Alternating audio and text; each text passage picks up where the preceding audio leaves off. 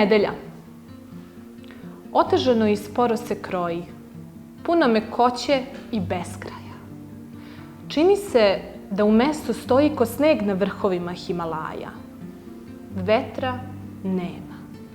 Zastave na školama čuče. Čovek gde koji tek tu i tamo se provuče.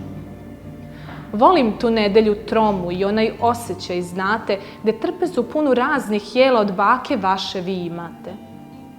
S noge na nogu ona se kreće, idem za njom, drvored gledam, mirišem, osjećam, svemu se predam, nedeljom vlada opijum sreće. A taj opijum ume da se meša s pečenim hlebom i sa čudnim mirom, mirisom knjiga, opranoga veša, jabukama, bundevom i žirom. Samo nedeljom mogu da vidim sve moje pretke kako me glede, mašu sa pločnika i u miru sede, dok se ja mala od pogleda stidim.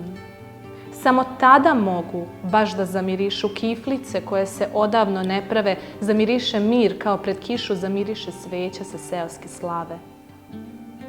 Sama stojim tromo na pločniku grada, gledam na visoki crkveni sat, dok noć nad gradom polako pada, negde u daljini odzvanja bat.